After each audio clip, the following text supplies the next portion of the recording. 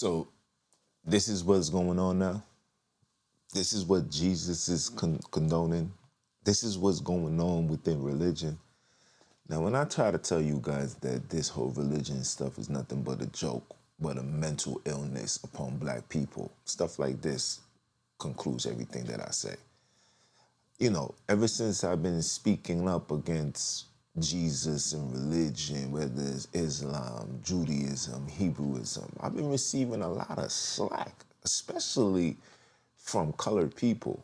I hear things like, oh, pray for you, accept Jesus now before the day of judgment. Listen, people, look, if this is what's being condoned in Jesus' house, I don't think you should be worrying about the judgment for me.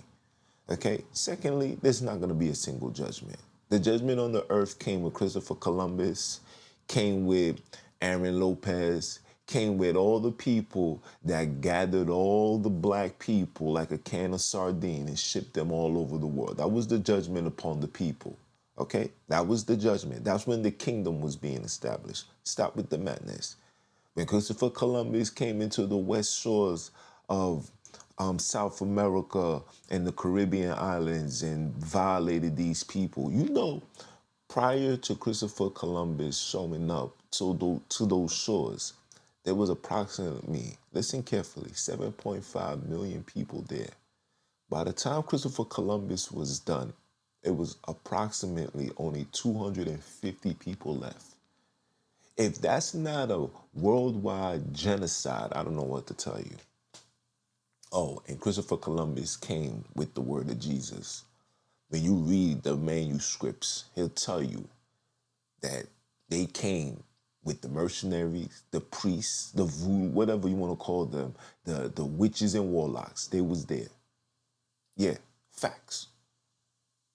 So when you try to tell me that, oh, Jesus is the way, he's the truth, he's the light, he's absolutely the light. He's the light, the ignition to the fire where you shall burn forever. He tells you that. When you look into the book of Revelations, I think it's 22 verse 16, he tells you, I am. He's telling you he's Lucifer. He is Lucifer, son of the morning, which you can find in Isaiah 14, verse 12. How did you weaken the nations? How did you get so weak, black people? How did you get so naive? How did you get so DUM? How? What happened? Since when we allow stuff like this to be condoned? And you see the person that's recording it yelling out, yes, Jesus. Because Jesus allows this. Because religion, especially Christianity, allows you to live a life of sin. And as long as you believe and accept Jesus as your Lord and Savior, you can sin forever because he died for you to allow you to continue to be in sin. And guess what? No man shall judge you but God. That's what Jesus said. Cool. And now you wondering why your communities is the way that it is. Ladies, you're wondering why a man is not in the home. People, you're wondering why we're still suffering 400 years later. We don't even want to talk about the Hebrew stuff because we was told that if you keep the commands, you should be the head and not the tail. But yet the people is still the tail. Oh, my bad. Wait. We're gonna wait for the Messiah to return so he can establish his kingdom on this earth. He returned. He returned with Christopher Columbus. He returned with the colonizers, the Leopolds, the Cecil Rose. He had returned and established his kingdom all over the world. You can't go into a country without having a Church of Jesus there. This is facts.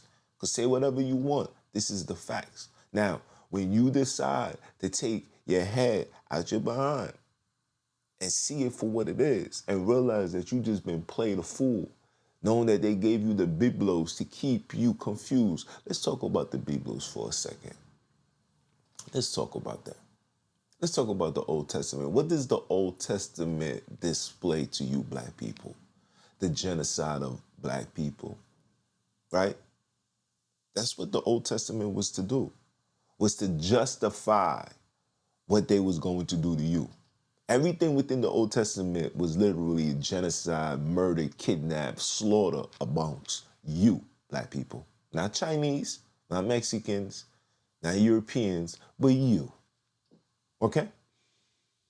Okay? Innocent children was murdered in the name of your Lord for you. That's first and foremost. This New Testament was to have you guys accept the fact that all of that happened to you in the Old Testament and to look forward to something to redeem you from these circumstances. I mean, man, I can't make this stuff up. I really can't. Only a fool can be this bamboozled and rather accept the bamboozle than say, I'm tired of you playing me for a fool. Only. Can't make this stuff up. So please, when you guys say things like, oh, you're going to go to hell in the day of judgment, make sure you correct these individuals that's doing stuff like this. Make sure you correct the cardinals that's touching little boys. Okay?